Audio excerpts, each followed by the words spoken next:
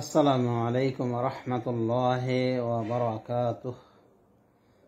আলহামদুলিল্লাহি ওয়াহদাহ ওয়াসসালাতু ওয়াসসালামু আলা মান লা নাবিয়্যা বা'দাহ।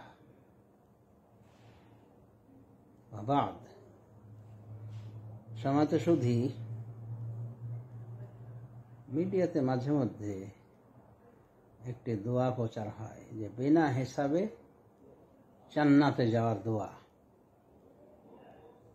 এরপরে দোয়াটি খুব প্রচার হচ্ছে, তো এটা কতটুকু সঠিক আজকে আমরা বিষয়টি তদন্ত করে দেখব। রাসূলুল্লাহ সাল্লাল্লাহু আলাইহি ওয়াসাল্লাম বলেছেন যে তার উম্মতের 70,000 লোক তারা বিনা হিসাবে বিনা আযাবে জান্নাতে যাবে। ইয়াদখুলুনা জান্নাতা বিগাইরি হিসাবিন ওয়ালা ইকাব, এভাবে বলা হয়েছে বুখারী মুসলিমের বর্ণনা। তো তাদের পরিচয় বলা হয়েছে সেগুলি আশা করি কম বেশি আমরা অনেকেই জানি। তারা হলো যারা পাখি উড়িয়ে ভাগ্য নির্ধারণ করে না,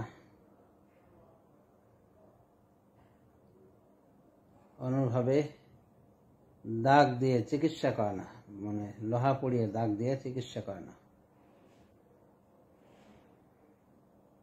মন্ত্রতন্ত্র ইস্তারকুন বলা হয়েছে, তারা ঝাড়ফুঁক তলব করে না, মানে অন্যকে বলে না যে আমাকে একটু ঝাড়ফুঁক করে দেন। এমনি নিজে ঝাড়ফুঁক করে সেটা আলাদা, কিন্তু অন্য কারো থেকে ঝাড়ফুঁক তলব করে না। ওয়ালা রব্বিহিম ইয়াতাওয়াক্কালুন, এবং তারা তাদের রব্বুল আলামিন থেকে তার উপরে ভরসা করে, তারা রব্বুল আলামিনের উপরে ভরসা করে, মানে পরিপূর্ণ ভরসা করে। তো এই গুণওয়ালা ব্যক্তিদের সম্পর্কে বলা হয়েছে যে এদেরকে দেখানো হয়েছে 70,000 রাসূল সাল্লাল্লাহু আলাইহি ওয়াসাল্লাম দেখানো হয়েছে। সবার উম্মতের, সমস্ত নবীর উম্মতের ভিতরে তার উম্মতকে দেখানো হয়েছে। নবী সাল্লাল্লাহু বলছেন তাদের সাথে রয়েছে তারই উম্মতের অংশ 70,000। এটা বুখারী মুসলিমের বর্ণনা। আর বাইরের বর্ণনায় বলা হয়েছে, যেমন মুসনাদ হইতে এসেছে যে প্রত্যেকের সাথে আরো 70,000 যারা বিনা হিসাবে বিনা আযাবে জান্নাতে যাবে। তো এই চরিত্রিক গুণ যাদের ভিতরে রয়েছে তাদের যাওয়ার সমূহ সম্ভাবনা রয়েছে। তারপর রাসূলুল্লাহ সাল্লাল্লাহু আলাইহি ওয়াসাল্লাম এই পথটা বন্ধ করেছেন এইভাবে যে ওকাশা বিন মিহসান, তিনি যখন বলেছেন ইয়া রাসূলুল্লাহ আপনি দোয়া করেন যেন আমি তাদের অন্তর্ভুক্ত হয়ে যাই, তখন রাসূলুল্লাহ সাল্লাল্লাহু আলাইহি ওয়াসাল্লাম বলেছেন যে তুমি তাদেরই অন্তর্ভুক্ত, অর্থাৎ 70,000 লোকদের অন্তর্ভুক্ত যাদেরকে আল্লাহ জান্নাতে দিবেন বিনা হিসাবে বিনা আযাবে। এরপর আরেকজন উঠে দাঁড়িয়ে বলছেন ইয়া রাসূলুল্লাহ আমার জন্য দোয়া করেন যেন আমাকে ওই 70,000 লোকদের অন্তর্ভুক্ত করে দেন, ওই সৌভাগ্যশীল 70,000 লোকদের অন্তর্ভুক্ত করে দেন যাদের জান্নাত ভাগ্যে জুটবে বিনা আযাবে বিনা হিসাব, মানে হিসাব নিকাশ হবে না তাদের। তখন রাসূলুল্লাহ সাল্লাল্লাহু আলাইহি ওয়াসাল্লাম পথটা বন্ধ করেছেন এইভাবে, বলেছেন সাবাকাকা বিহা ওকাশাহ, বা সাবাকাকা বিহা ওকাশাহ, তোমাকে ওভারটেক করেছে এটা নিয়ে ওকাশা, মানে ওই সাহাবী, তার মানে আর তোমার আবদার গ্রহণ হবে না। তো যা হোক, রাসূলুল্লাহ সাল্লাল্লাহু আলাইহি ওয়াসাল্লাম 70,000 লোকদের ক্ষেত্রে এটা বলেছেন। আবার ভিন্ন বর্ণনা মতে 70,000 লোকের প্রত্যেকের সাথে আরো 70,000 থাকবে এই সাহাবের, যাদের জন্য জান্নাত বরাদ্দ বিনা হিসাবে বিনা আযাবে। তো এখন কথা হলো যে কর্মের কারণে এই জান্নাত লাভ হবে তাদের বিনা হিসাবে বিনা আযাবে,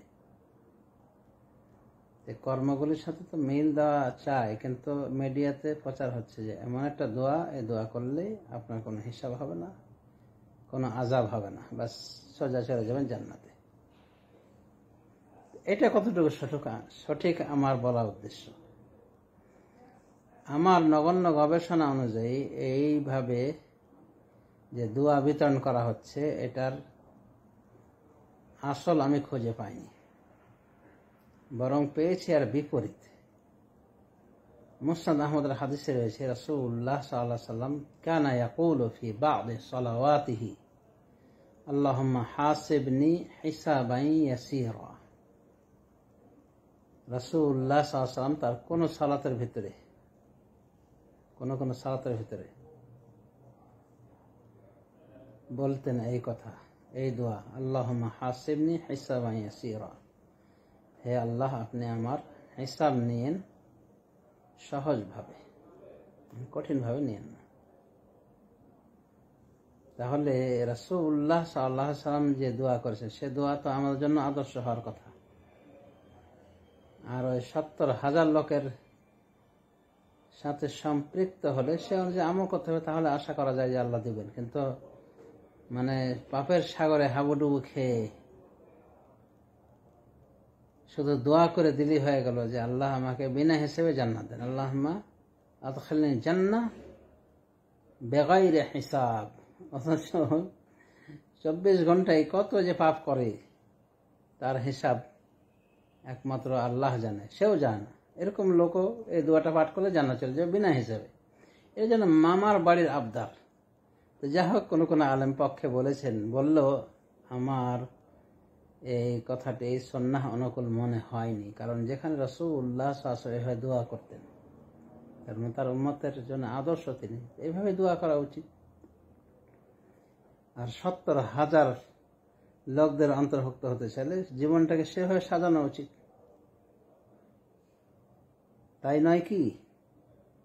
তো যা হোক, এই দোয়াটিও একটি বানান দোয়া, যেটা প্রচার হচ্ছে, হে আল্লাহ আমাকে আপনি জান্নাত দিয়েন বিনা হিসাবে। কাজী এই দোয়া যে উত্তম হলো যে আপনি ভালো ভালো আমল করেন, অতীতের পাপের জন্য তওবা করেন, 70,000 লোকদের অন্তর্ভুক্ত হওয়ার চেষ্টা করেন। না হলে তো আরো বিভিন্ন রাস্তা রয়েছে জান্নাতের, সেগুলো অবলম্বন করেন। কিন্তু সব কিছু মানে রেখে দিয়ে খালি ওই বিনা হিসেবে দোয়া করে দিলে কি হয়ে যাবে? রাসূলুল্লাহ সাল্লাল্লাহু আলাইহি ওয়াসাল্লাম বলেছেন যে অচিরে কিছু লোক আসবে তার উম্মতের ভিতরে, ইয়াতাদুনা ফি দুআ, দোয়াতে তারা বাড়াবাড়ি করবে, সীমা লঙ্ঘন করবে। তো এটা সতর্কতা দাবি রাখে যে আমাদের এই দোয়া কি পর্যায়ে দোয়া হচ্ছে।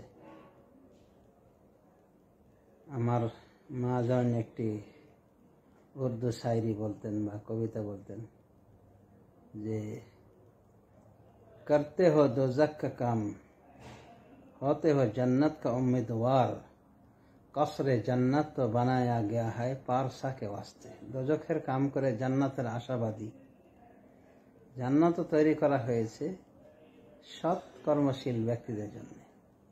কাজেই ঈমান বিশুদ্ধ করে সৎ আমল করে আল্লাহর নিকটে আমরা দোয়া করব যেন আল্লাহ রাব্বুল আলামিন জান্নাত দানে ধন্য করেন। আর এতটুকু আমরা বলতেই পারি যে আল্লাহ হিসাবটা সহজ করে নিন, যেভাবে রাসূলুল্লাহ সাল্লাল্লাহু আলাইহি ওয়াসাল্লাম আমাদেরকে শিখিয়েছেন নিজে আমল করার মাধ্যমে। আল্লাহুম্মা হাসিবনি হিসাবান ইয়াসীরা। হাযা ওয়া সাল্লাল্লাহু আলা নবিয়িনা মুহাম্মদ ওয়া আলা আলিহি ওয়া সাহবিহি আজমাইন।